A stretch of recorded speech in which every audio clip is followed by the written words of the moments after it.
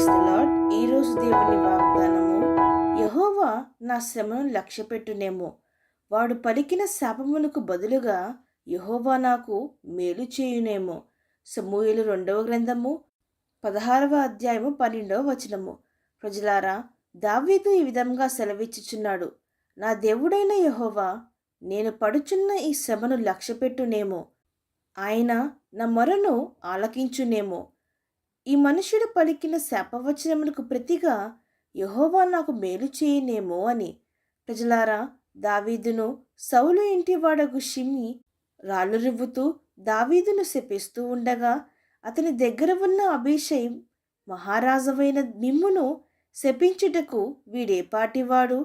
మీ చిత్తమైతే నేను వాని శిరస్సును ఛేదించి తీసుకుని వచ్చెదను అని చెప్పెను. ప్రజలారా, కానీ దావీదు అంత కష్ట సమయంలో కూడా తిరిగి శపింపనులేదు. నా సొంత కుమారుడే నా ప్రాణమును తీయవల్లని చూచుండగా ఇతను శపించుట ఏమి ఆశ్చర్యము అని నా శ్రమను దేవుడు లక్ష్యపెట్టునేమో అని చెప్పెను. ప్రజలారా, దేవుడు మన మొరను ఖచ్చితంగా ఆలకించును. మనం వెళ్ళు ప్రతి మార్గము, ప్రతి శ్రమ, ప్రతి నింద, ప్రతి పోరాటము ఆయన లక్ష్యపెట్టును. కాలక్రమేణా మనకి జరిగిన నిందలు, అవమానాలు, కష్టాలు మర్చిపోతామేమో కానీ మన దేవుడు మాత్రము ఎన్నడూ వాటిని మరువడు. వాటికి మించి ఎన్నో రెట్లు ప్రతిఫలమును మనకి దయచేయును. మన శత్రువుల ఎదుట మన భోజనమును సిద్ధపరచును మన తండ్రి. అనగా ఎవరైతే మిమ్మల్ని ద్వేషించారో, నిందించారో, కుట్రలు పన్నారో అటి వారిని మార్చి వారి ఎదుట మిమ్మల్ని గొప్ప చేయును. వీరు శాపములు పెడుతున్నారు, ఇతర దుష్ట కార్యములు చేయుచున్నారు. వారి యొక్క శాపముల వల్ల మనము రోజు రోజుకు దిగజారిపోతున్నాము, లేక దరిద్రతలోకి దీనులమైపోతున్నాము అని అనుకుంటారు చాలామంది. మన దేవుడు మన పక్షమున ఉండగా మనకు విరోధి ఎవ్వరు?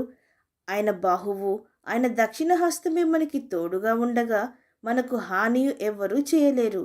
ఆయన మన చుట్టూ అగ్ని కంచెను వేసి ఉన్నాడు. ఆయన రెక్కల చాటున మనల్ని కప్పి ఉన్నాడు. ఇన్ని రక్షణ కవచములు మన చుట్టూ ఉండగా, అన్నిటికంటే ఆయన కృప మనకి ఉండగా మనకి ఏ హానియో రాదు. కాబట్టి మనకి విరోధంగా పోరాడు ఏ ఆయుధము కానీ, ఏ మాట కానీ, పలుకు కానీ వర్ధిల్లదు అని ఎరిగి ఆ శాపవచనములు దేవుని ద్వారా మనకి ఆశీర్వాదములు అగునని విశ్వసించుడి. అవును అన్నవారు నాతో పాటు ప్రార్థనలో ఏకీభవించండి. ప్రార్థన. పరిశుద్ధుడా, ప్రేమగల తండ్రి, ఈరోజు మీరిచ్చిన ఈ వాగ్దానమును బట్టి మీకు స్తోత్రములు. దేవా, అనుక్షణము మమ్మల్ని లక్ష్యపెట్టి మా బాగోగులు చూచుకునే దేవా మీకు స్తోత్రములు.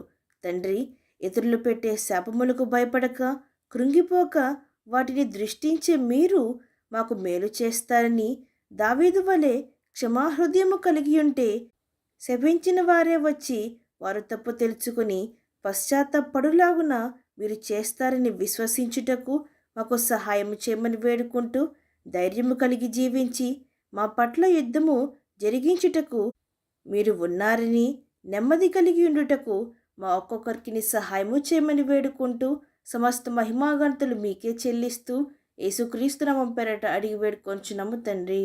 ఆమేన్.